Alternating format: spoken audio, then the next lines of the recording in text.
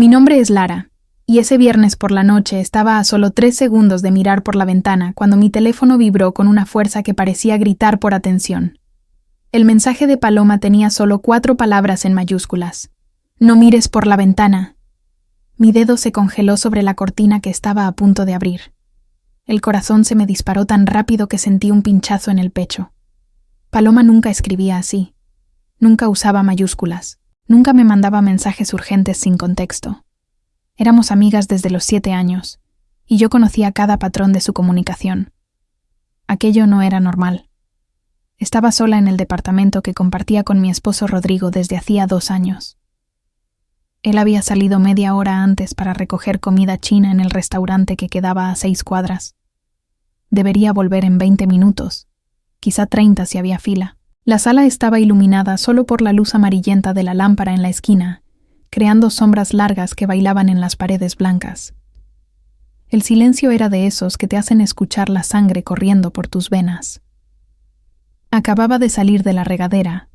Llevaba solo una camisola fina de algodón y el cabello mojado cayendo sobre los hombros. Estaba descalza, y el piso frío del departamento me hacía hormiguear los pies. La ventana de la sala era enorme. Ocupaba casi toda la pared que daba a la calle. Vivíamos en el 3er piso de un edificio antiguo, con esas ventanas de madera que rechinan al abrirse.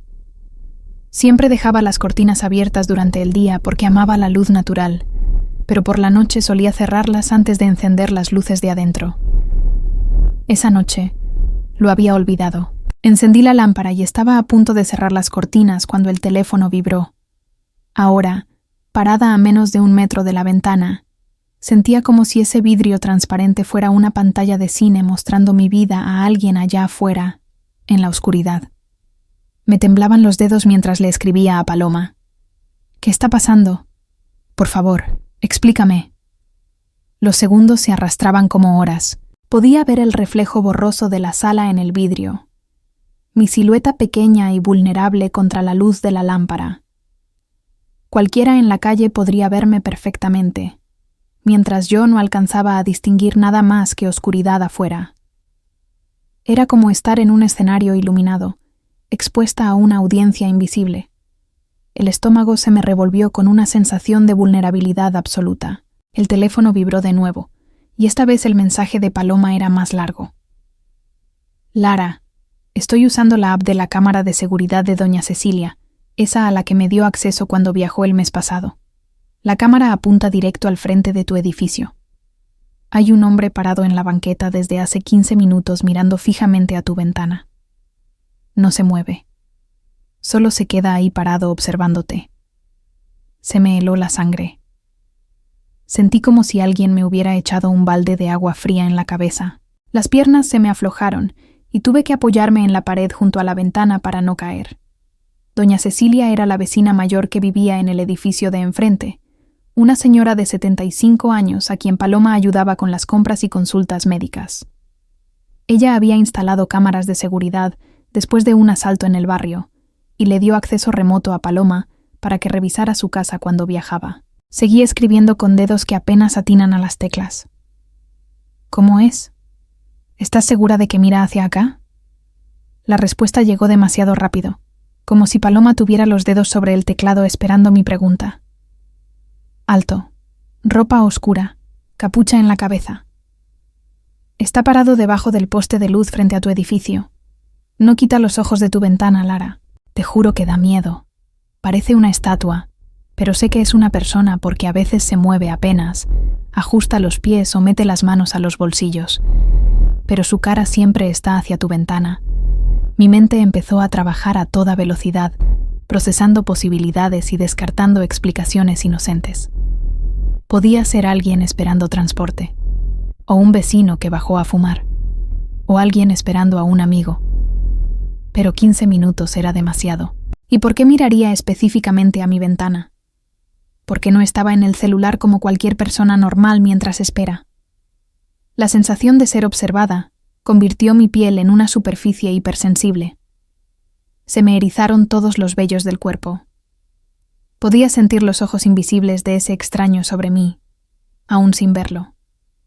Envié otro mensaje a Paloma, intentando mantener la calma, ¿Puedes verle la cara? ¿Puedes tomar una foto desde la cámara? Paloma respondió casi al instante. La capucha le cubre la mitad de la cara y está muy oscuro, incluso con el poste. Pero Lara, hay algo más. Cuando empecé a observarlo por la cámara hace 5 minutos, estaba viendo el celular. Pero en el momento exacto en que encendiste la luz de la sala, guardó el celular en el bolsillo y se quedó mirando hacia arriba. A tu ventana. Es como si estuviera esperando a que aparecieras. La revelación me pegó como un golpe en el estómago. Eso no era coincidencia. Ese hombre me estaba esperando a mí. Sabía dónde vivía. Sabía cuál era mi ventana. Estaba monitoreando cuándo se encendían las luces del departamento. Un acosador. La palabra apareció en mi mente con toda su carga aterradora. Tenía un acosador y ni siquiera lo sabía. ¿Cuántas otras noches había estado ahí, observándome sin que yo me diera cuenta? ¿Cuántas veces caminé por el departamento sin saber que me estaban vigilando? Mi respiración comenzó a acelerarse, cada vez más corta y superficial. Estaba entrando en pánico y lo sabía, pero no podía controlarlo. Las paredes de la sala parecían cerrarse a mi alrededor. La ventana que siempre me había dado sensación de amplitud y libertad, ahora era una amenaza, una exposición peligrosa. Obligé a mis pulmones a respirar más despacio, contando mentalmente. 1, 2, 3, inhalar. 1, 2, 3, exhalar. Necesitaba mantener la calma para pensar con claridad. Llamé a Rodrigo, pero la llamada se fue directo al buzón. Probablemente estaba en el tráfico o ya en el restaurante haciendo el pedido. Intenté de nuevo. Otra vez. Buzón. La frustración se mezcló con el miedo, creando un cóctel tóxico de emociones que amenazaba con paralizarme. Pensé en llamar a la policía, pero ¿qué diría? Que un hombre estaba parado en la vía pública mirando hacia mi edificio. Técnicamente no estaba haciendo nada ilegal. No estaba invadiendo propiedad privada. No me estaba amenazando directamente. Seguramente la policía diría que no podía hacer nada hasta que cometiera un delito real. Paloma mandó otro mensaje. Lara, acaba de dar un paso hacia adelante. Está más cerca de tu edificio ahora. ¿Cerraste con llave la puerta? El pánico que estaba intentando controlar explotó en mi pecho. Corrí hacia la puerta de entrada del departamento, mis pies descalzos sonando sobre el piso. Revisé la cerradura. Estaba con llave.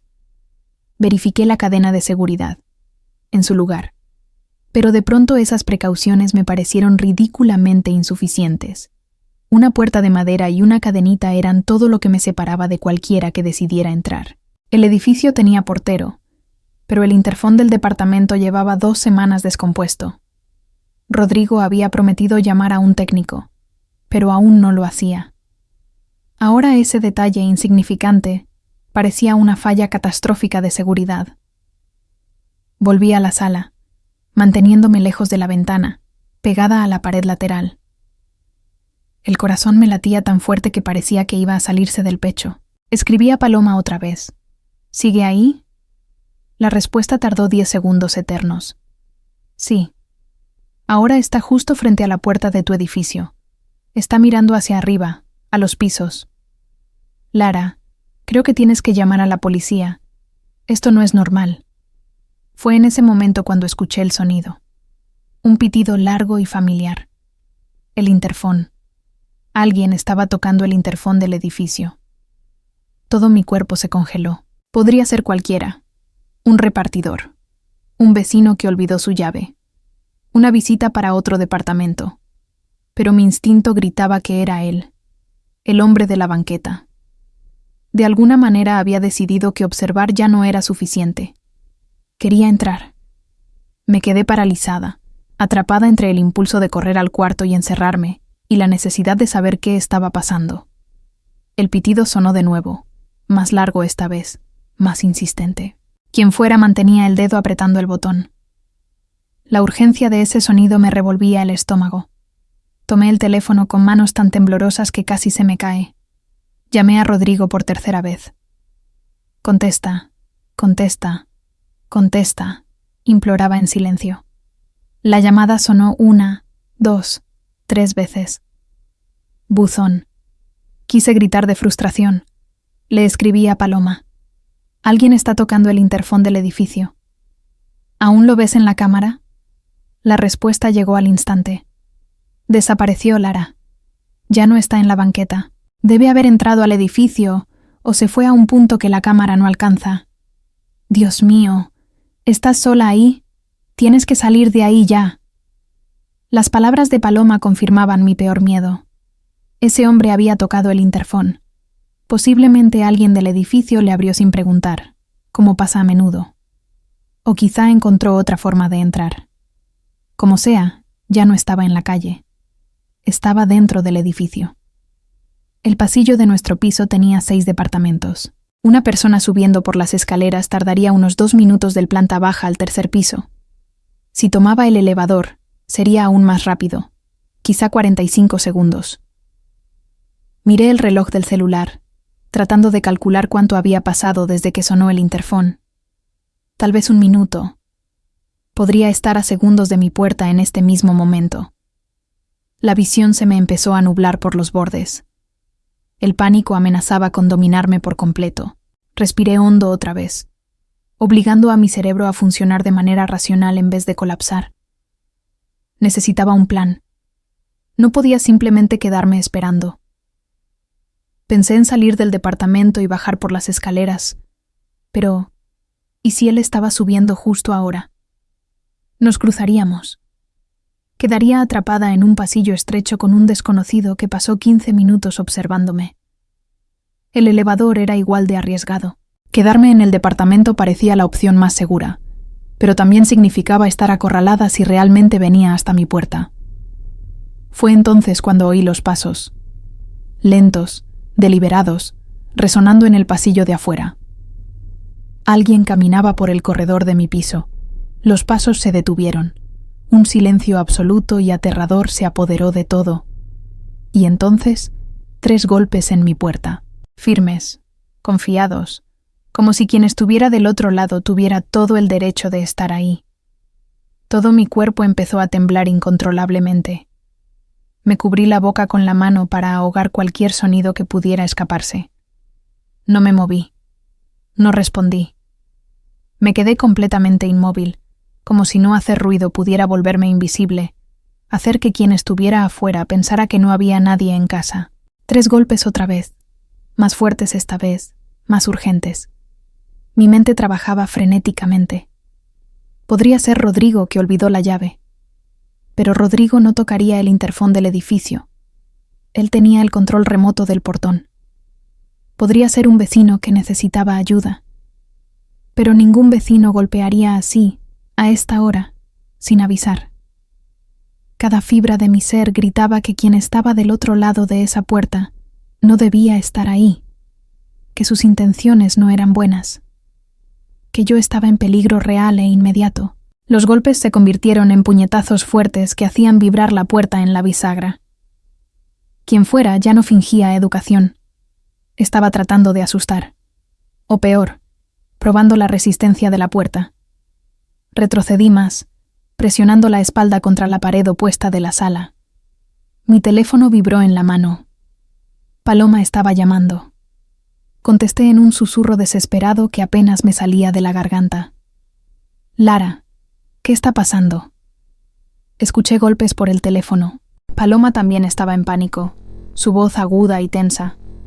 Hay alguien en mi puerta, susurré, las lágrimas empezando a correr por mi rostro. Paloma, tengo tanto miedo. No sé qué hacer. La voz de Paloma adoptó un tono firme que me sorprendió. Lara, escúchame. Ya llamé a la policía. Van en camino. Tienes que encerrarte en el cuarto ahora. Lleva algo pesado para bloquear la puerta. Y mantente en el teléfono conmigo. No cuelgues. Los golpes en la puerta se detuvieron de golpe. El silencio que siguió era aún más aterrador que el ruido, porque significaba que quien estaba afuera estaba pensando, planeando el siguiente movimiento. Empecé a moverme hacia el cuarto, cada paso medido y silencioso. Tenía que cruzar la sala, pasar por el pasillo y llegar al cuarto sin hacer ruido. Mis pies descalzos se deslizaban en el piso frío, mi cuerpo tenso como una cuerda de violín. Fue cuando escuché el sonido metálico. Alguien estaba manipulando la cerradura, intentando abrir. La sangre se me heló por completo. Eso ya no era solo miedo. Era una invasión real ocurriendo mientras yo estaba ahí, vulnerable y sola. La racionalidad cedió ante el instinto puro de supervivencia. Dejé de lado cualquier preocupación por el silencio y corrí. Crucé la sala en 3 pasos largos, volé por el pasillo, entré al cuarto y azoté la puerta detrás de mí. Cerré con llave con dedos que temblaban tanto que apenas podían girar la llave. Empujé la cómoda pesada contra la puerta, usando una fuerza que no sabía que tenía. La adrenalina me daba capacidades sobrehumanas. Paloma, está intentando forzar la puerta de entrada. Logré susurrar por el teléfono, la voz quebrada por sollozos que ya no podía controlar. ¿Dónde está la policía? Paloma decía algo, pero apenas podía procesar las palabras. Mis oídos estaban atentos a cada sonido del resto del departamento. Escuché cuando la puerta de entrada cedió, el sonido de madera crujiendo, la cadena de seguridad rompiéndose. Alguien había entrado a mi casa. Un desconocido estaba dentro de mi departamento en ese preciso momento.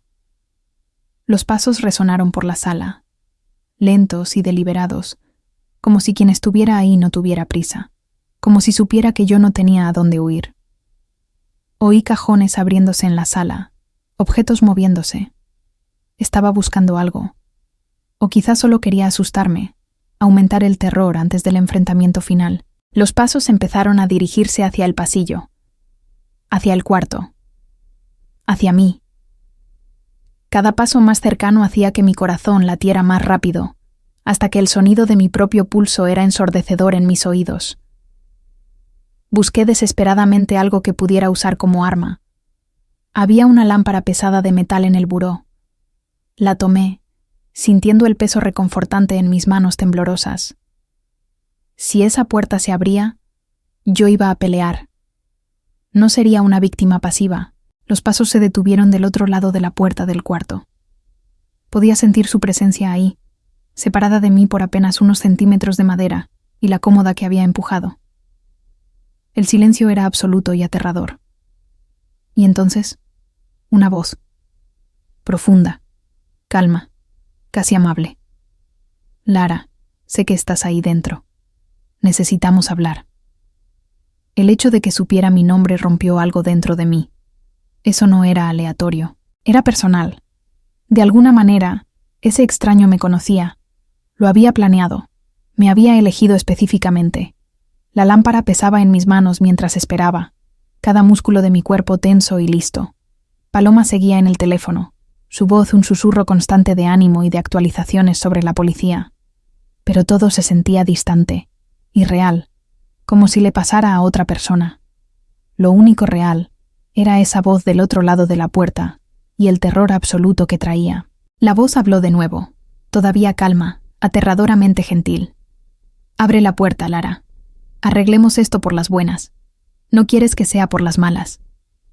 La perilla de la puerta del cuarto empezó a girar. Lenta, tanteando, como si quien estuviera del otro lado quisiera comprobar si estaba con llave antes de decidir el siguiente paso. Apreté más la lámpara de metal, los nudillos blancos por la fuerza. Cada segundo parecía una eternidad. Paloma seguía hablando por el teléfono, pero su voz se había vuelto ruido de fondo, mientras toda mi atención estaba concentrada en esa puerta y en lo que podía pasar en los siguientes instantes. El hombre del otro lado empujó la puerta una vez, probando la resistencia de la cómoda que había colocado. La madera rechinó, pero aguantó. Escuché un suspiro de irritación en el pasillo. Esto no tiene que ser difícil, Lara. La voz mantenía ese tono calmado y controlado que, de alguna forma, daba más miedo que si estuviera gritando. Había una certeza ahí, una confianza de que al final conseguiría lo que quería, sin importar lo que yo hiciera. Solo quiero hablar de Rodrigo, de lo que no sabes de tu marido, de los secretos que te está ocultando. La mención del nombre de Rodrigo me tomó totalmente desprevenida. Mi mente, que estaba operando en modo puro de supervivencia. De repente, tuvo que procesar una información nueva y perturbadora. ¿Quién eres? Alcancé a gritar a través de la puerta, con la voz más fuerte y firme de lo que esperaba. ¿Qué quieres con Rodrigo? Hubo un silencio del otro lado. Pude imaginar al extraño sonriendo, satisfecho por haber provocado por fin una reacción. Mi nombre no importa. Lo que importa es que sé cosas sobre tu esposo que van a cambiar por completo tu vida. Cosas que él se ha esforzado mucho en ocultarte. Y, Lara, tú mereces saber la verdad. Cada palabra estaba pronunciada despacio, con énfasis, como si saboreara el momento. Mi mente empezó a trabajar frenética. ¿Qué podría saber ese hombre sobre Rodrigo que justificara invadir mi casa, aterrorizarme así? Paloma susurró con urgencia por el teléfono. Lara, no le creas nada. Te está intentando manipular. La policía está a 5 minutos. Solo aguanta tantito más. Pero las palabras del extraño ya habían plantado una semilla de duda en mi mente. ¿Hace cuánto había salido Rodrigo a por la comida? 40 minutos. 1 hora. ¿Para un restaurante a 6 cuadras? Incluso con fila. No debería tardar tanto. ¿Y por qué su celular se iba directo al buzón? Él siempre contestaba mis llamadas, incluso cuando estaba ocupado. Siempre. Era una de las cosas que más amaba de él, que yo siempre era su prioridad. Te estás preguntando dónde está ahora, ¿verdad? La voz continuó, como si pudiera leer mis pensamientos a través de la puerta. ¿Por qué no ha vuelto? ¿Por qué no contesta el teléfono? ¿Quieres que te diga dónde está realmente tu marido en este momento? Mi respiración estaba acelerada, el pánico y la confusión mezclándose en una tormenta de emociones. No podía creerle a ese hombre. Era un invasor, un criminal que había forzado mi puerta. Nada de lo que dijera podía ser confiable. Pero entonces, ¿por qué mi mente seguía volviendo a las inconsistencias? ¿Por qué Rodrigo no había regresado aún? Está con ella ahora, declaró la voz con una firmeza que me revolvió el estómago. En un departamento a 15 minutos de aquí. Un departamento que renta específicamente para sus encuentros. Tu marido fiel, tu Rodrigo perfecto, tiene una amante desde hace 8 meses. Y, Lara, ella no es la primera, solo la más reciente. Las palabras cayeron sobre mí como piedras, cada una dejando un moretón doloroso. No podía ser verdad. Rodrigo me amaba. Construimos una vida juntos en los últimos 2 años. Él era atento, cariñoso. Siempre me hacía sentir especial. No había señales de traición. Ninguna conducta sospechosa. Ningún cambio en nuestra rutina. Ese hombre mentía. Tenía que estar mintiendo. «¡Estás mintiendo!», grité a través de la puerta, la voz quebrándome en la última palabra. Entraste a mi casa y ahora intentas manipularme con mentiras sobre mi esposo. Vete antes de que llegue la policía. Una risa baja vino del pasillo. Oh, Lara. Sabía que no creerías sin pruebas. Por eso traje evidencias. Voy a dejar un sobre debajo de la puerta. Adentro hay fotos, fechas, estados de cuenta. Todo lo que necesitas para entender quién es realmente el hombre con quien te casaste. Oí el sonido de papel deslizándose por el piso. Un sobre blanco apareció por debajo de la puerta, quedándose frente a la cómoda que yo había empujado. Mi primer impulso fue ignorarlo, no tocarlo. Cualquier cosa que viniera de ese hombre tenía que ser una trampa, pero la curiosidad, mezclada con esa duda insistente que se había instalado en mi mente, era como un anzuelo jalando mi atención. Lara, no agarres eso, me suplicó Paloma por el teléfono. Es una distracción. Quiere que bajes la guardia. La policía está casi ahí. Tenía razón. Yo lo sabía. Pero mis manos ya se estaban moviendo, estirándose hacia el sobre. Lo tomé rápido, como si pudiera morderme, y regresé a la esquina más alejada del cuarto. Me temblaban tanto las manos que apenas podía abrir el sobre. Adentro había unas 10 fotografías impresas y unos papeles doblados. Di vuelta a la primera foto. Era Rodrigo. No había duda. Mi marido. Estaba saliendo de un edificio que no reconocí, usando la misma chamarra de mezclilla que compró hace 3 meses. La foto tenía una fecha en la esquina inferior derecha. 2 semanas atrás, un jueves. El día que dijo que tenía que trabajar hasta tarde en un proyecto urgente. El corazón me empezó a latir más rápido, ya no por miedo, sino por algo peor.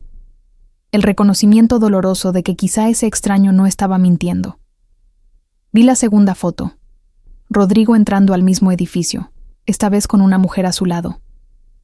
Era más joven que yo, quizá 25, rubia, bonita de ese modo convencional que las revistas de moda llaman clásico. No se tocaban en la foto, pero había algo en su lenguaje corporal, en la forma en que caminaban tan cerca, que sugería intimidad. La fecha marcaba un sábado, hace 3 semanas. El sábado que Rodrigo dijo que tenía que ir a la oficina a una reunión de emergencia. Volvió a casa 5 horas después, diciendo que la reunión se alargó más de lo esperado. Yo no había cuestionado. Nunca cuestionaba porque confiaba por completo en él. La tercera foto fue la que quebró algo dentro de mí. Rodrigo y la rubia besándose en la puerta de un auto. La foto estaba tomada desde lejos, probablemente con un lente potente, pero era lo suficientemente nítida para no dejar dudas. No era un beso casual de despedida. Era apasionado, íntimo, el tipo de beso que 2 personas se dan cuando están completamente cómodas una con la otra. La fecha marcaba hace 10 días. La noche que dijo que iba a un happy hour con amigos del trabajo. Llegó a casa a las 11 de la noche, oliendo ligeramente a perfume femenino que explicó como el de una colega que lo había saludado con un abrazo. Yo lo creí sin dudar. Las otras fotos eran variaciones del mismo tema. Rodrigo entrando y saliendo de ese edificio desconocido, a veces solo, a veces con la rubia, siempre en días y horarios que coincidían perfectamente con sus excusas de trabajo extra o compromisos con amigos. Cada foto era como una puñalada, revelando un patrón sistemático de mentiras y traición. Tomé los papeles doblados con manos que ahora temblaban por una razón distinta. Eran estados de cuenta bancarios. De una cuenta que yo no conocía. Una cuenta a nombre de Rodrigo que mostraba pagos mensuales a la dirección de ese edificio de las fotos. Renta. Estaba pagando la renta de un departamento secreto. También había recibos de restaurantes caros, hoteles, joyas, gastos que Rodrigo nunca había mencionado, dinero que salía de su cuenta y probablemente de nuestros ahorros conjuntos, para financiar una relación paralela que yo ni sabía que existía. El último papel del sobre fue el más devastador. Era una copia de una póliza de seguro de vida, un seguro en el que yo era la beneficiaria por 5 millones de reales. Yo no sabía que Rodrigo había hecho ese seguro. Nunca lo habíamos hablado. ¿Por qué haría un seguro tan grande sin decirme? ¿Y por qué ese extraño tendría una copia?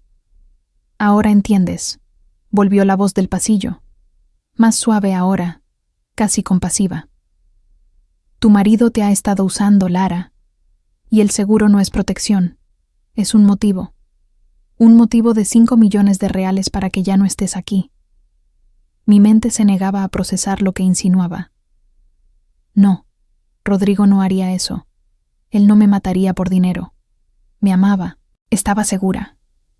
Pero entonces, también estaba segura de que me era fiel. Segura de que no había secretos entre nosotros. Y las evidencias en mis manos demostraban que estaba completamente equivocada en todo.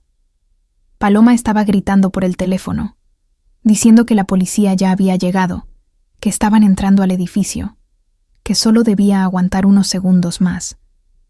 Pero casi no la oía. Mi mente estaba atrapada en un bucle, repasando cada momento de los últimos meses, reexaminando cada interacción con Rodrigo a través de esa nueva y terrible lente de mentiras y manipulación. El sonido de sirenas empezó a rebotar por la calle. El hombre en el pasillo soltó una maldición baja. Parece que nuestro tiempo se acabó, Lara. Pero recuerda todo lo que te mostré. Pregúntale a tu marido por Isabela. Pregunta por el departamento de la Rúa das Acacias. Y, sobre todo, pregunta por qué realmente hizo ese seguro. Escuché sus pasos rápidos alejándose, corriendo por el pasillo. La puerta de entrada se azotó. Se había ido, dejando solo destrucción y caos a su paso. Me quedé ahí, sentada en el piso de mi cuarto con las fotos esparcidas a mi alrededor, cada una un pedazo de una verdad que no quería aceptar. Sonidos de botas pesadas resonaron en el pasillo, voces autoritarias gritando. La policía había llegado. La puerta del cuarto vibró con golpes fuertes. Abrí lentamente, empujando la cómoda con dificultad. 2 policías entraron, armas en mano, revisando cada rincón del cuarto. La sala estaba hecha un desastre. Cajones abiertos, cojines del sofá en el piso, mis cosas tiradas. Pero el invasor había desaparecido. Los policías iniciaron los procedimientos, haciendo preguntas sobre lo ocurrido, pidiendo descripciones del hombre, fotografiando la escena. Yo respondía mecánicamente, todavía en shock, procesando no solo la invasión, sino las revelaciones devastadoras de ese sobre. Paloma llegó 15 minutos después, jadeante por haber corrido. Me abrazó con fuerza, y fue hasta entonces que me di cuenta de que temblaba incontrolablemente. Rodrigo apareció media hora después de la policía. Entró corriendo por la puerta forzada, el rostro pálido de preocupación. «Lara. Dios mío, ¿estás bien?» El portero me llamó diciendo que estaba la policía. ¿Qué pasó? Trató de abrazarme, pero por primera vez desde que nos conocimos, me aparté de su toque. Algo había cambiado en mi mirada, algo que él notó de inmediato. Su expresión pasó de preocupación a confusión. «Lara, ¿qué pasa? Me estás asustando». Lo miré de verdad, buscando señales del hombre que creía conocer y del extraño que mostraban las fotos. «¿Dónde estabas, Rodrigo?», pregunté, con la voz más fría de lo que pretendía. Parpadeó, confundido por la pregunta. «Fui por la comida, amor, lo sabes. Pero tardaste mucho. El restaurante está a 6 cuadras. Saliste hace más de 2 horas». La irritación empezó a teñir sus facciones. «Lara, alguien entró a nuestra casa y me estás interrogando por cuánto tardé en traer comida». Había fila en el restaurante. Luego el coche no quiso encender. Tuve que esperar ayuda. Pensé que la batería estaba peor. Sus explicaciones eran razonables, pero ya no podía creerlas automáticamente. «¿Y por qué tu teléfono se iba directo al buzón? ¿Por qué no contestaste?». La expresión de Rodrigo se volvió aún más confundida. Sacó el celular del bolsillo, miró la pantalla, y su cara se contrajo con una frustración genuina. «Está apagado. Se le acabó la batería». «Mira, Lara, ¿qué está pasando realmente aquí?». Tomé el sobre de la mesa donde lo había dejado y se lo tendí. Las fotos empezaron a regarse en el piso entre nosotros. Rodrigo se puso blanco, completamente blanco. Se le abrieron los ojos al reconocer las imágenes. Abrió la boca, pero al principio no salió sonido. «Lara, puedo explicarlo», murmuró por fin, pero su voz había perdido toda fuerza. «Entonces es verdad. Tienes una amante, Isabela, y un departamento secreto en la Rúa das Acacias». Rodrigo se pasó las manos por la cara, un gesto de desesperación que confirmaba todo antes de que hablara. «¿Cómo te enteraste? ¿De dónde salieron esas fotos?». «El hombre que entró a mi casa las trajo», respondí, con la voz quebrándose pese a mi esfuerzo por mantenerla firme. «Dijo que me estabas usando, que el seguro de vida era un motivo». «Rodrigo, ¿qué está pasando? ¿Quién eres realmente?». Intentó acercarse otra vez, pero Paloma se puso entre nosotros, protectora. «No te acerques a ella, ya hiciste suficiente daño». Uno de los policías interrumpió, sosteniendo una tablet. «Señora, conseguimos imágenes de las cámaras del edificio. ¿Quiere verlas para identificar al invasor?». Miré la pantalla, y el corazón casi se me detuvo de nuevo. El hombre captado por la cámara no era un desconocido cualquiera. Era alguien que yo conocía. Era Mateus, el mejor amigo de Rodrigo desde la universidad, el padrino de nuestra boda, el hombre que cenaba en nuestra casa por lo menos una vez a la semana, el que siempre bromeaba sobre la suerte que tuvo Rodrigo al encontrarme. Las piezas empezaron a encajar en mi mente de un modo que no tenía sentido, y a la vez lo explicaba todo. Mateus había entrado a mi casa para mostrarme la traición de Rodrigo. ¿Por qué? ¿Qué ganaba con eso? Miré a Rodrigo, cuyo rostro había pasado de blanco a gris al ver la imagen de Mateus en la pantalla. Dejó escapar un sonido mitad suspiro, mitad gemido. «Ese traidor», murmuró. «No puede ser». «¿Por qué haría eso?» «Porque», respondió una voz calma desde la puerta destrozada, «tu mejor amigo quiere destruirte, Rodrigo, y usar a tu esposa como herramienta». Todos volteamos. En la puerta estaba un hombre de traje oscuro, cabello canoso peinado hacia atrás, cargando una carpeta de cuero. Mostró una identificación a los policías. Detective privado Marcelo Santos. Me contrataron hace 3 meses para investigar irregularidades en una empresa de inversiones.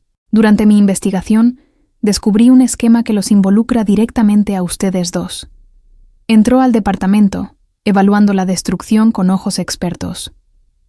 ¿Puedo sentarme? Lo que tengo que contarles tomará un rato. Y van a querer estar sentados para esto. Nos acomodamos en los lugares disponibles de la sala revuelta. Paloma se quedó a mi lado, su mano apretando la mía con una fuerza reconfortante. Los policías permanecieron de pie, atentos. Rodrigo se dejó caer en un sillón, como si hubiera envejecido 10 años en 10 minutos.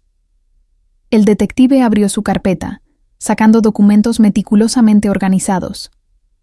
«Rodrigo, trabajas en Inversiones Horizonte desde hace 5 años, ¿cierto?» Rodrigo asintió, claramente confundido sobre a dónde iba todo esto. «Y tu mejor amigo Mateus es socio minoritario de la misma empresa. Lo que no sabes es que Mateus ha usado su posición para desviar fondos de los clientes. Unos 20 millones de reales en los últimos 2 años. Creó cuentas fantasma, falsificó firmas, manipuló reportes financieros. Y, Rodrigo, todas esas operaciones fraudulentas aparecen registradas bajo tu usuario en el sistema». Rodrigo se puso de pie de un salto. «Imposible. Yo nunca hice nada de eso». «Lo sé», respondió el detective con calma. «Mateus clonó tus credenciales de acceso hace 2 años. Ha ejecutado todas esas fraudes haciéndose pasar por ti digitalmente. Pero cuando la auditoría lo descubra, y lo va a descubrir pronto porque ya están investigando, todas las evidencias apuntarán a ti». El silencio que siguió era pesado, cargado de implicaciones terribles.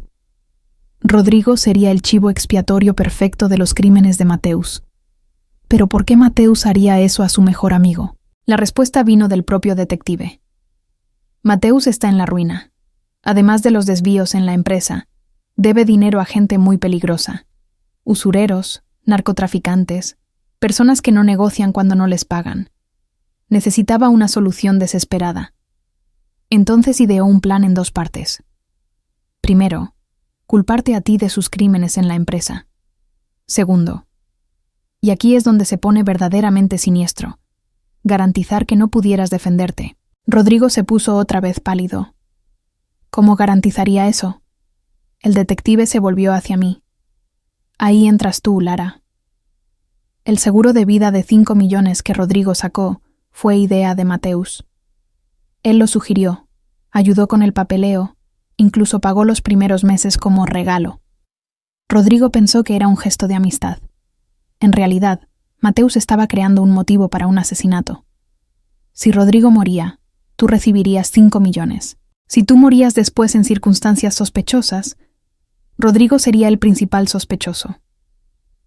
La policía investigaría, encontraría las evidencias de los desvíos financieros, y concluiría que Rodrigo estaba desesperado por dinero.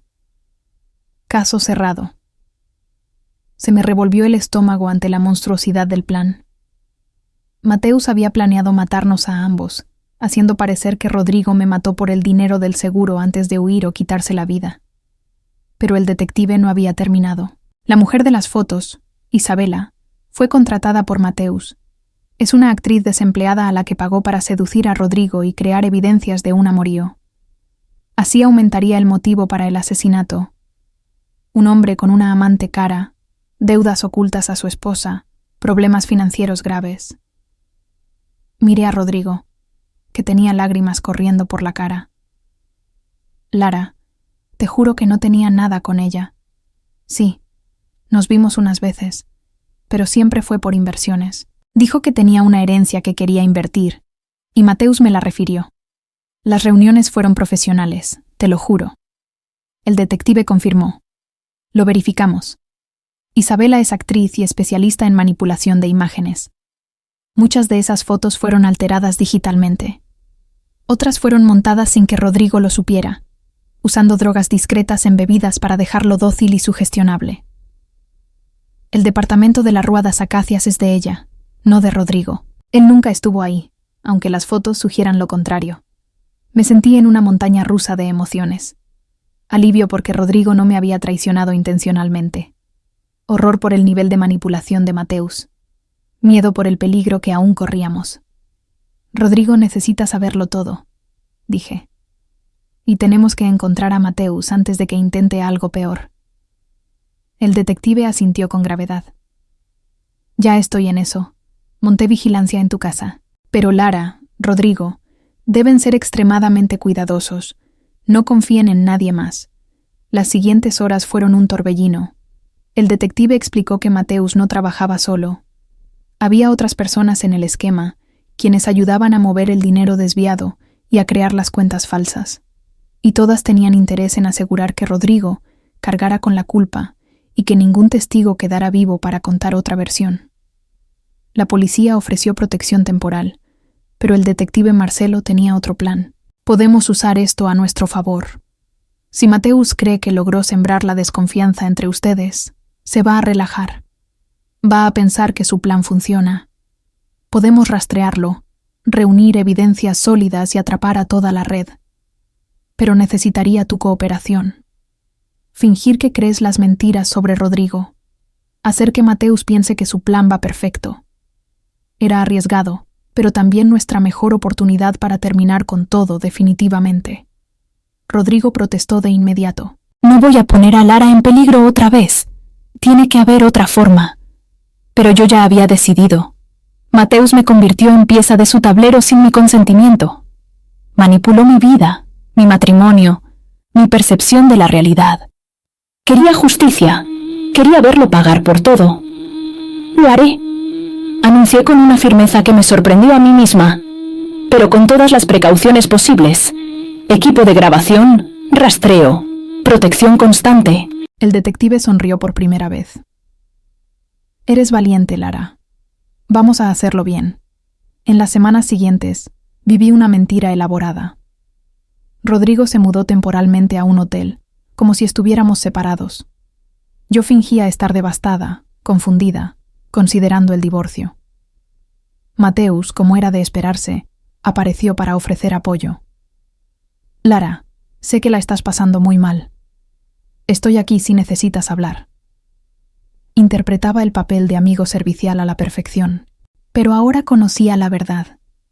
Veía las mentiras detrás de cada palabra amable, la manipulación detrás de cada gesto de preocupación. Era como ver a un actor en escena, sabiendo que todo es actuación. Acepté sus invitaciones a café, a conversaciones donde sutilmente sembraba más dudas sobre Rodrigo. Cada encuentro estaba grabado, cada palabra documentada. Poco a poco empezó a revelar más.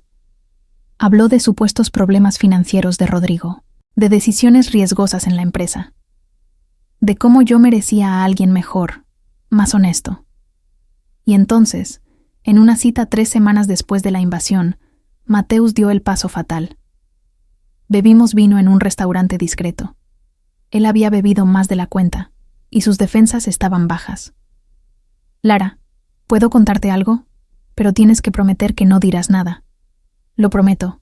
Mentí con una facilidad que me sorprendió. Rodrigo no es quien crees. Está metido en cosas serias en la empresa.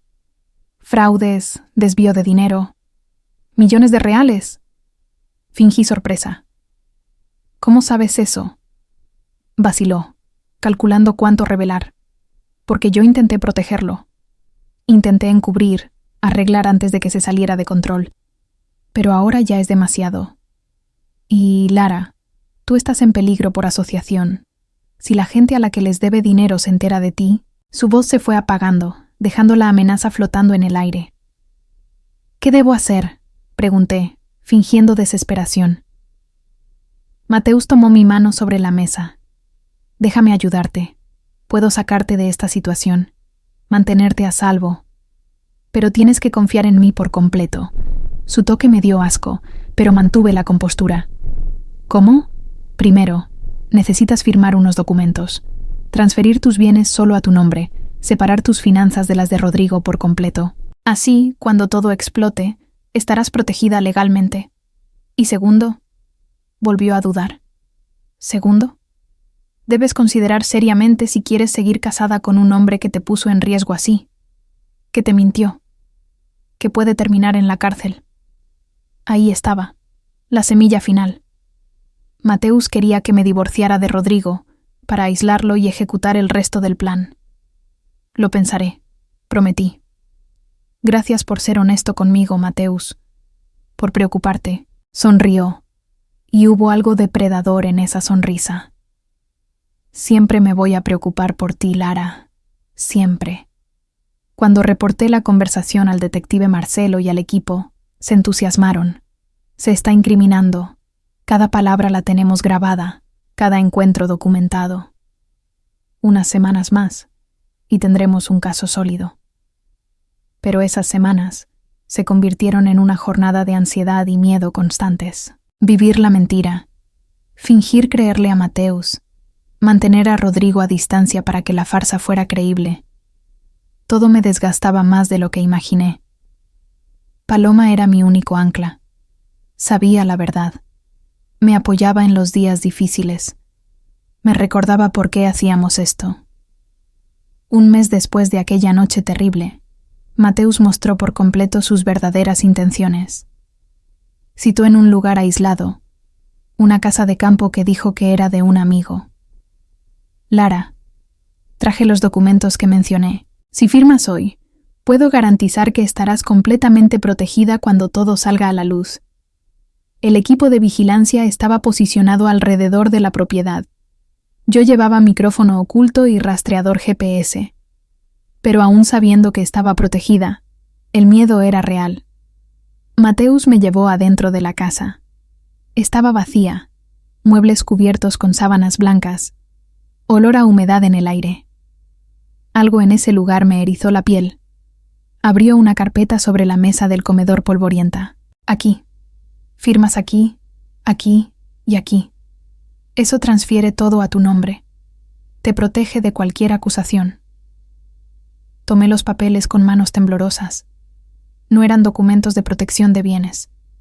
Eran documentos transfiriendo la póliza de seguro, dejando a Rodrigo como único beneficiario en caso de que algo me pasara. Era la prueba final, el último paso del plan de Mateus. Si yo firmaba y luego moría, Rodrigo recibiría los 5 millones y parecería aún más culpable. Mateus, no entiendo. Empecé lentamente. Estos papeles no son lo que describiste. Su expresión cambió. La máscara de preocupación amigable cayó, revelando algo frío y calculador. Eres más lista de lo que pensé. O quizá, dijo sacando un teléfono del bolsillo y presionando unos botones, has tenido ayuda. Se me hundió el corazón. Lo sabía. De alguna manera había descubierto lo de la investigación, lo del detective, todo. Me mostró la pantalla del teléfono.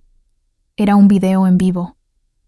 Rodrigo estaba en algún lugar oscuro, amarrado a una silla. Un hombre encapuchado detrás de él, con un arma apuntando a su cabeza. ¡No! El grito se me escapó antes de poder contenerlo. Mateus sonrió, y fue la sonrisa más terrible que he visto. Tienes una elección, Lara. Firmas ahora, y dejo que Rodrigo viva. Al menos por unos días, hasta que pueda ejecutar el plan como debe. O te niegas, y mi socio aprieta el gatillo en este preciso instante. Tú decides. La sala parecía girar a mi alrededor. El detective había prometido que Rodrigo estaría seguro. ¿Cómo lo atrapó Mateus? Mis manos alcanzaron la pluma que me ofrecía, temblorosas y desesperadas. Espera, logré decir. Por favor, dame un minuto para pensar. Mateus revisó su reloj con exageración teatral. Tienes 30 segundos. Necesitaba ganar tiempo, que el equipo de vigilancia se diera cuenta y actuara. Mateus, ¿por qué? Alcancé a preguntar, con la voz rota. Éramos amigos. Ustedes eran amigos. ¿Por qué destruir todo así? La palabra amistad la escupió como veneno. No paga deudas de millones. No te salva de gente que te rompe los huesos como mensaje. Rodrigo lo tenía todo. Trabajo respetable, mujer hermosa, vida perfecta. Mientras yo me hundía, desesperado, sin salida.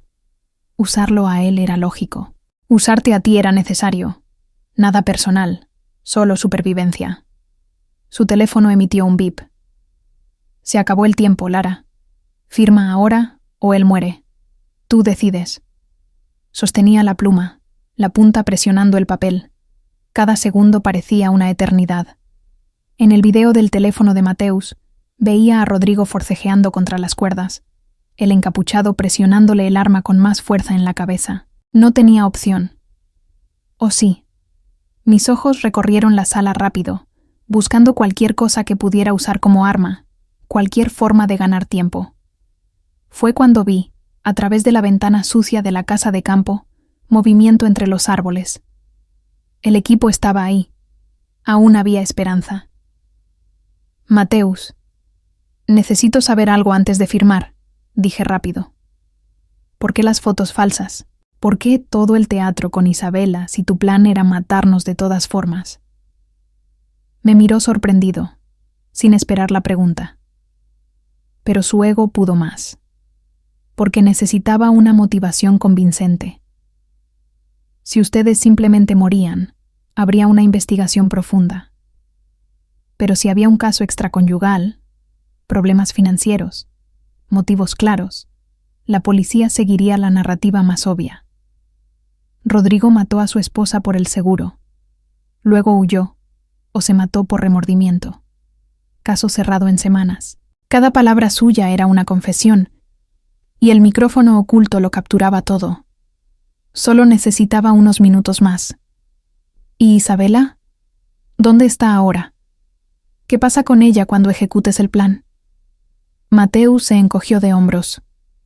Isabela recibirá su pago final y desaparecerá. Sabe muy bien que si habla, tendrá el mismo destino que ustedes. Actrices desempleadas desaparecen todo el tiempo. Nadie las extraña.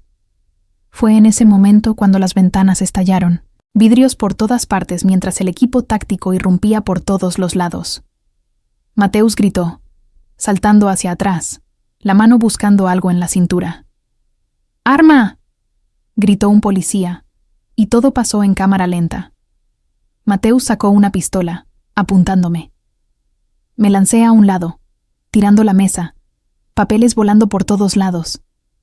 Se escuchó un disparo, demasiado fuerte, haciéndome zumbar los oídos. Sentí algo caliente rozar mi brazo. Me había disparado. Más tiros, esta vez de la policía. Mateus cayó, el arma deslizándose por el piso de madera. La sangre se extendía bajo él. No fue fatal, lo supe después, pero suficiente para incapacitarlo. Agentes lo rodearon de inmediato, pateando el arma lejos, poniéndole esposas. ¡Lara! La voz de Paloma cortó el caos. Estaba ahí. Había venido con el equipo de vigilancia. Corrió hacia mí, ayudándome a levantar. «¿Estás herida?» Miré mi brazo. El tiro solo me había rozado, dejando un corte superficial que sangraba, pero no era grave. «Estoy bien. Pero Rodrigo. ¿Dónde está Rodrigo?» Uno de los agentes habló por radio. «Equipo 2, confirmen ubicación del rehén». La respuesta crepitó. «Rehén localizado y a salvo. Bodega abandonada a 2 kilómetros de aquí». Un captor bajo custodia. Objetivo ileso. El alivio fue tan intenso que las piernas se me doblaron. Paloma me sostuvo, guiándome hacia afuera mientras los paramédicos entraban para atender a Mateus. Él estaba consciente, gritando sobre sus derechos, abogados, que todo era una trampa ilegal. Pero nadie lo escuchaba. Me llevaron directo a donde estaba Rodrigo. Cuando lo vi salir de la bodega, escoltado por policías pero ileso, corrí hacia él. Nos abrazamos con tanta fuerza que casi no podía respirar. Y no me importó. Pensé que te había perdido. Me susurró en el cabello, la voz quebrada. Pensé que no volvería a verte. Estoy aquí, respondí, con lágrimas corriendo libremente. Estamos a salvo. Se acabó. Pero no se había acabado del todo. En las semanas siguientes, la investigación se expandió. Descubrieron que Mateus no estaba solo. Había una red de personas involucradas, incluidos ejecutivos de la empresa que sabían de los fraudes y se hacían de la vista gorda, a cambio de porcentajes. Isabela fue localizada intentando salir del país. Hizo un trato, testificando contra Mateus a cambio de una condena reducida. Reveló detalles horribles sobre cómo la reclutaron. La entrenaron para seducir a Rodrigo. La instruyeron para crear las situaciones que fueron fotografiadas. Algunas fotos eran reales, tomadas en momentos en que Rodrigo estaba bajo efecto de drogas, que ella ponía discretamente en sus bebidas. Otras eran completamente fabricadas con tecnología de edición. El juicio duró meses. Fue extenuante, traumático, pero también catártico. Ver a Mateus sentado ahí, intentando mantener la compostura mientras cada crimen se exponía, cada mentira se deshacía, cada víctima testificaba, fue una venganza mejor que cualquier violencia. La sentencia fue de 32 años, sin posibilidad de libertad condicional antes de 24. Mateus sería viejo cuando saliera, si es que vivía tanto. Su vida estaba arruinada. Rodrigo y yo empezamos terapia. No solo individual, también de pareja. Necesitábamos procesar el trauma, reconstruir la confianza que fue sacudida no por nuestras acciones, sino por la manipulación de otros. Fue un trabajo difícil. Hubo días en los que parecía imposible superarlo. Pero poco a poco, paso a paso, sesión tras sesión, empezamos a sanar. Paloma fue nuestra roca en todo el proceso. Ella y el detective Paulo, uno de los agentes del equipo que nos protegió, comenzaron a salir. Era dulce ver algo bueno naciendo de tanta oscuridad. Un año después de aquella noche terrible, Rodrigo y yo renovamos nuestros votos. Fue una ceremonia pequeña, solo amigos cercanos y familia. Pero fue real de una forma en que la boda original no podía haber sido. Porque ahora sabíamos el valor de lo que teníamos. Sabíamos cuán frágil y precioso era. Pasaron 2 años desde el arresto de Mateus. Rodrigo dejó Inversiones Horizonte. Le era imposible seguir en un lugar con tantos recuerdos tóxicos. Empezó a trabajar en consultoría, ayudando a pequeñas empresas con finanzas éticas. Era menos dinero, pero infinitamente más gratificante. Yo empecé trabajo voluntario en una organización que ayudaba a víctimas de fraude financiero. Usar mi experiencia para ayudar a otros en situaciones similares era terapéutico y significativo. Paloma y Paulo se casaron en una ceremonia preciosa. Rodrigo y yo fuimos padrinos. Ver a mi mejor amiga tan feliz era prueba de que aún pasaban cosas buenas, que no todo estaba manchado por lo que vivimos. Era una noche de sábado común cuando recibí la llamada que cambiaría todo otra vez. El número era desconocido, pero algo me hizo contestar.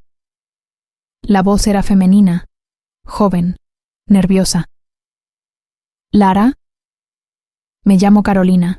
No me conoces, pero yo conocí a Mateus. Necesito hablar contigo. Es urgente. Todo mi cuerpo se tensó. ¿Quién eres? ¿Cómo conseguiste mi número? Por favor, no cuelgues. Sé que suena raro, pero tengo miedo. Mateus me envió una carta desde la cárcel. Dijo cosas sobre ti y Rodrigo. Dijo que si algo le pasaba, debía avisarte. ¿Por qué Mateus te mandaría algo sobre nosotros? Carolina dudó. porque soy su hija, de una relación que tuvo antes de casarse por primera vez. Me abandonó cuando tenía 5 años. Nunca pagó pensión. Nunca quiso saber de mí. Pero ahora, desde prisión, de repente quiere contacto, y sus cartas me asustan. ¿Qué dice exactamente? Muchas cosas confusas. Sobre arrepentimiento, sobre errores terribles. Pero la última carta fue distinta. Dijo que hay información escondida que lo cambiará todo, que la gente a la que perjudicó sabrá verdades, y que tú y Rodrigo deben tener cuidado porque la historia no ha terminado. Carolina, ¿dónde estás ahora? En casa, en Porto Alegre. Necesito que vayas a una delegación ahora mismo. Muestra las cartas a la policía. Y envíame fotos. Accedió. 10 minutos después, las fotos de las cartas empezaron a llegar. La letra era de Mateus. La reconocí al instante. Pero el tono era distinto. Había urgencia, casi desesperación. Carolina, hija olvidada. Sé que no tengo derecho a llamarte así, pero necesitas saber la verdad antes de que sea tarde. Lo que hice, los crímenes por los que me condenaron, no fueron solo idea mía. Fui manipulado, presionado por gente mucho más poderosa y peligrosa. Me dejaron cargar con toda la culpa. Rodrigo y yo leímos en un silencio cada vez más denso. ¿Mateus se decía víctima? La carta seguía. Hay documentos escondidos que lo prueban todo. Nombres, fechas, transacciones. Muestran quién está detrás de la operación. Los escondí en un lugar al que solo tú puedes acceder, Carolina. Cuando recibas instrucciones, ve al sitio. Recupera los documentos y entrégaselos a Lara y Rodrigo. Ten cuidado. Hay personas libres que no querrán que esta información salga a la luz. Llamé al detective Marcelo de inmediato. Lo escuchó todo en silencio antes de suspirar. Esto lo complica. Si Mateus realmente tiene evidencia de una conspiración mayor, debemos recuperarla. Pero también podría ser una trampa. No podemos ignorar esa posibilidad. ¿Qué hacemos? Enviaré un equipo a Porto Alegre para proteger a Carolina. Cuando llegue la siguiente carta con instrucciones, evaluaremos. Pero, Lara, Rodrigo, ustedes dos quedan fuera. Ya se involucraron demasiado.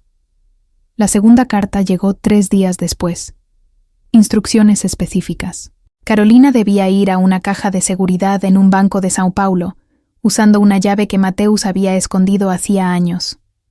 Dentro estarían documentos que probarían una conspiración mucho más grande. Marcelo organizó una operación cuidadosa. Carolina iría acompañada por agentes. El banco sería monitoreado. El día señalado estábamos en la central viendo las cámaras. Carolina entró al banco, bajó al subsuelo de las cajas. Usó la llave. La caja se abrió. Adentro había un sobre grueso y una memoria USB. De vuelta en la central, los técnicos las revisaron. No había trampas. Eran documentos reales y datos digitales. Marcelo empezó a revisar, y su expresión se volvió cada vez más seria. Esto es grande, mucho más de lo que imaginamos. Los documentos probaban que Mateus decía la verdad, en parte. Había sido una pieza en una operación mucho mayor. Había nombres de altos ejecutivos, políticos, abogados prominentes, todos involucrados en una red de fraude que se extendía por décadas. Mateus había sido útil, pero cuando lo atraparon, lo dejaron caer. Sin embargo, Mateus era paranoico. Documentó todo por años. Grabó conversaciones, fotografió documentos, guardó registros. Era su seguro contra traiciones. Y ahora, desde la prisión, estaba activando ese seguro. Rodrigo estaba pálido. Conozco a la mitad de esta gente. Algunos fueron a nuestra boda. ¿Y eran parte de esta red criminal? Marcelo dijo sombrío. Esto explica por qué fue tan fácil para Mateus hacer lo que hizo. Tenía protección en lugares altos. Gente garantizando que ciertas investigaciones no avanzaran. Fue un milagro haber conseguido condenarlo. Pero ahora, con estas pruebas, podemos desmantelar toda la red. La investigación que siguió fue enorme. 1 a 1, Los nombres en los documentos fueron investigados, confrontados, arrestados. Fue como tumbar un castillo de naipes. Tomó 8 meses, pero 23 personas fueron procesadas, incluyendo 3 políticos, 5 ejecutivos de instituciones financieras importantes y facilitadores que hacían posible toda la operación. Carolina entró a protección de testigos. Había amenazas serias contra ella. Testificó en múltiples juicios, valiente pese al miedo. En cuanto a Mateus, su motivo nunca quedó del todo claro. Tal vez arrepentimiento. Tal vez venganza contra quienes lo traicionaron. Tal vez un intento de dejar un legado redentor a través de su hija. Probablemente fue una mezcla de todo. 6 meses después del inicio de la investigación, Mateus sufrió un infarto en prisión. Murió camino al hospital, a los 52 años. Cuando recibí la noticia, sentí una mezcla extraña. No era alivio, ya estaba preso. No era tristeza. Era imposible lamentar a quien intentó matarme. Era más bien cierre. Rodrigo y yo no fuimos al funeral. Carolina sí, sola salvo por los agentes. Nos contó después que fue raro intentar conectar al hombre del ataúd con el monstruo de los titulares y la figura ausente de su infancia. No lo perdonó, porque el perdón habría requerido una relación que nunca existió. Pero encontró paz sabiendo que ya no podía lastimar a nadie.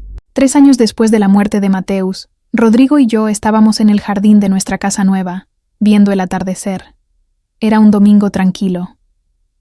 ¿Sabes qué noté?, dijo Rodrigo. Hace semanas que no pienso en Mateus, en todo lo que pasó.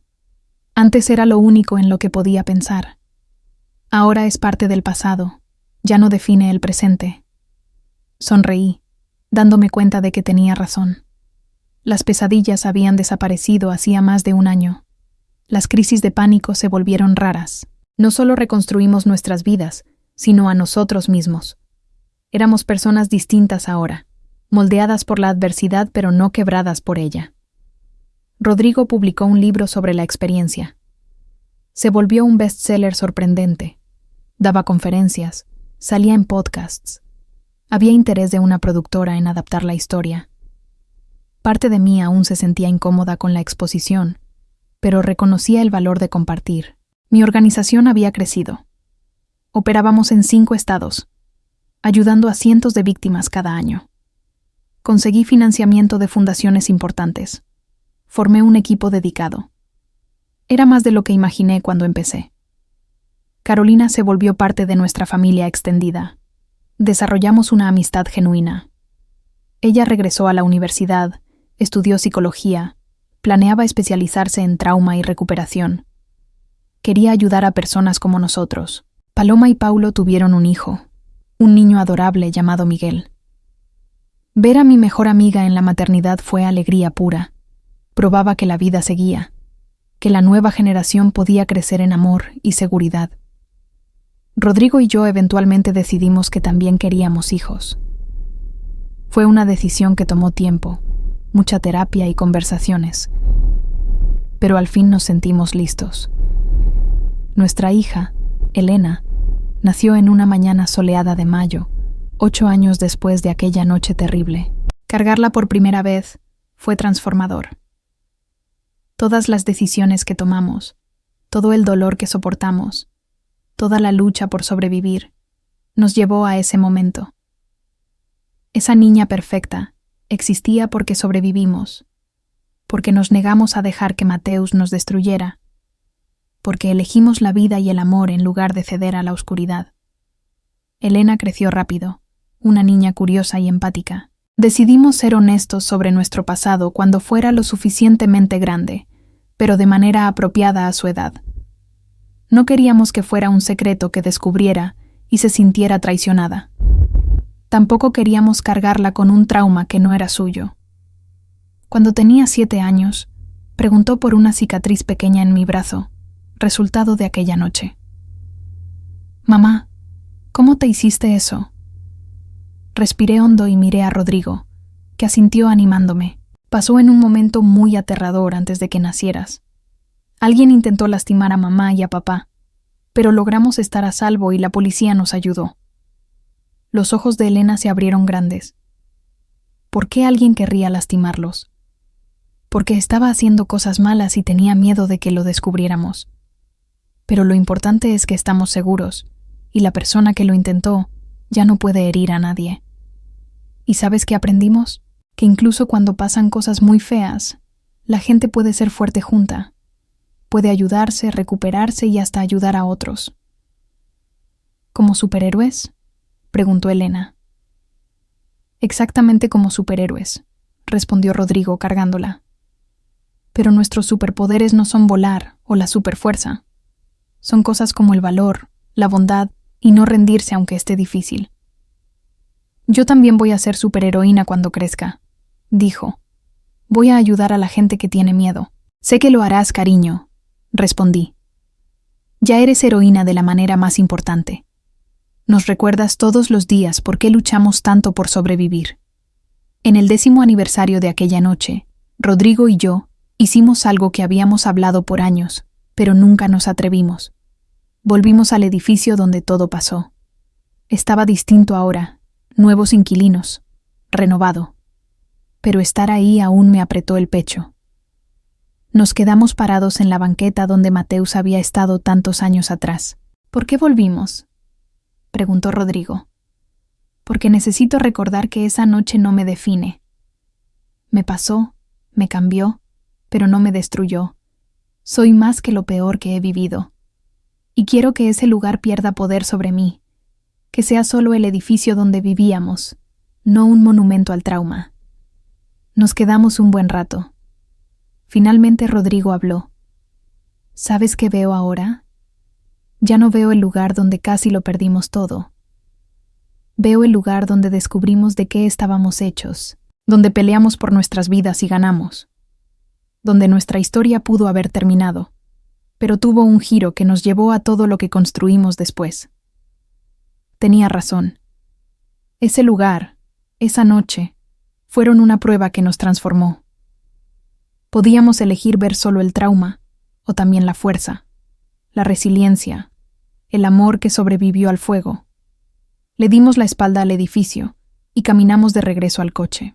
Mientras manejábamos a casa, donde Elena nos esperaba con Paloma, sentí una paz profunda y verdadera por primera vez en años. No era la paz de olvidar o negar. Era la paz de haberlo procesado por completo, integrado la experiencia a quienes somos y elegido no dejar que definiera nuestro futuro. Esa noche, después de acostar a Elena, Rodrigo y yo nos sentamos en la terraza trasera, viendo las estrellas. ¿Alguna vez te arrepientes?, preguntó. ¿De haber pasado por todo aquello? Lo pensé con cuidado. Una parte de mí siempre deseará que nada hubiera pasado, que hubiéramos tenido una vida simple sin trauma, sin miedo, sin años de recuperación. Pero otra parte reconoce que la persona que soy ahora, la fuerza que tenemos como pareja, el trabajo significativo que hacemos, todo vino de esa prueba. Así que no me arrepiento exactamente. Lamento el dolor, lamento las vidas perdidas, pero no lamento en quién me convertí a través de ello. Rodrigo asintió despacio. Siento lo mismo. ¿Y sabes qué más? Lo miré. Demostró que el amor puede sobrevivir a casi cualquier cosa. Tantas relaciones se habrían hecho pedazos bajo la presión que enfrentamos. Pero nosotros nos hicimos más fuertes, no a pesar del trauma, sino a través de cómo elegimos enfrentarlo juntos. Tenía razón. Nuestra historia pudo haber sido solo sobre victimización y destrucción. Pero la convertimos en una historia de supervivencia, resiliencia, amor que se niega a romperse y propósito encontrado en medio del dolor. Sentados ahí bajo las estrellas, con nuestra hija durmiendo segura dentro de casa, con amigos y comunidad que nos apoyaban, con un trabajo significativo que hace diferencia en vidas reales, entendí algo profundo. Mateus intentó destruirnos. Falló. No solo falló. Sin querer nos dio combustible para construir algo mucho más grande y significativo. Transformamos su legado de destrucción en un catalizador de cambio positivo. Y esa fue la venganza más dulce y completa. Porque demuestra que incluso en las circunstancias más oscuras, la elección humana importa. Podemos escoger ser definidos por nuestro peor momento o usar ese momento como peldaño hacia algo mayor. Podemos elegir amargura o crecimiento, venganza o recuperación, aislamiento o comunidad. Rodrigo y yo elegimos crecimiento, recuperación y comunidad. Y esas elecciones, hechas día con día durante años, nos trajeron hasta aquí. A la paz, al propósito y a una gratitud profunda por cada día que se nos da. La historia que empezó con un mensaje aterrador de Paloma se transformó en un testimonio sobre el poder de la elección humana, la fuerza del amor verdadero y la capacidad de las personas para sobrevivir lo impensable y encontrar no solo supervivencia, sino crecimiento real del otro lado. Mirando atrás ahora, puedo ver que aquella noche fue un parteaguas. No porque fue traumática, aunque lo fue. No porque casi nos destruyó, aunque estuvo cerca, sino porque nos dio una elección que la mayoría nunca hace conscientemente. Ser definidos por nuestro peor momento o usar ese momento como catalizador para ser mejores. Elegimos la segunda opción. Y esa elección, renovada todos los días durante años, nos trajo hasta aquí. A una vida rica en significado, profunda en conexión, llena de propósito que nunca habríamos encontrado si todo hubiera sido fácil. Mateus quiso destruirnos por avaricia y autopreservación, pero su legado final no fue destrucción, fue un movimiento de cambio, una comunidad de sobrevivientes que se apoyan, reformas que protegerán a otros de ser victimizados. Aprendí que el trauma no nos define, pero nuestra respuesta a él sí, que la gente puede sobrevivir lo impensable y aún encontrar alegría, que el amor verdadero no se prueba en la facilidad sino en la adversidad, y que incluso de las experiencias más oscuras podemos extraer luz si estamos dispuestos a hacer el trabajo duro de sanar. Si estás leyendo esta historia y pasaste por algo similar, quiero que sepas, no estás solo. El dolor que sientes es válido. El miedo es real, pero también es temporal si eliges hacer el trabajo de sanar. Busca ayuda. Encuentra comunidad. Ten paciencia contigo. Y cree que vienen días mejores, incluso cuando parezca imposible, porque vienen. Yo soy prueba viva. Elena, si algún día lees esto cuando seas mayor, quiero que sepas que cada desafío que enfrentamos antes de que nacieras nos preparó para ser los padres que mereces. Nos enseñó sobre la fuerza, sobre las prioridades, sobre lo que realmente importa. Y queremos pasarte esas lecciones, no a través del miedo o la paranoia, sino con el ejemplo de cómo enfrentar la adversidad con valentía, con gracia y con la determinación de transformar el dolor en propósito. La historia no termina aquí. Cada día es un nuevo capítulo, una nueva oportunidad de elegir quién queremos ser. Y yo elijo, todos los días, ser alguien que sobrevivió, que creció, que usa sus cicatrices como recordatorio de fuerza y no de debilidad. ¿Tienes una historia similar? ¿Estás pasando por tu propia noche oscura? Quiero escucharte. Comparte tu camino en los comentarios. ¿Qué has aprendido de ti a través de la adversidad? ¿Cómo estás transformando tu dolor en propósito? Y si aún estás en medio de la tormenta, que sepas que estoy de tu lado. Que miles de personas que leyeron esto están contigo. Que tienes una fuerza dentro de ti que ni siquiera conoces. No te rindas. Vienen días mejores. Te lo prometo. Si esta historia te tocó, si encontraste esperanza aquí, por favor suscríbete al canal. Activa las notificaciones para no perder futuras historias de supervivencia, resiliencia y triunfo del espíritu humano. Compártela con alguien que necesite escuchar que la recuperación es posible. Y déjame un comentario contándome qué parte te resonó más. Juntos, creamos una comunidad de sobrevivientes y aliados que demuestra, día tras día, que el amor y la esperanza son más fuertes que el miedo y la destrucción. Gracias por acompañarme hasta el final de este viaje. Tu presencia aquí, tu tiempo y atención, significan más de lo que imaginas. Hasta la próxima historia. Y recuerda, Eres más fuerte de lo que crees, más resiliente de lo que sabes y más capaz de crecer y sanar de lo que jamás imaginaste. Créetelo, vívelo y nunca, nunca te rindas.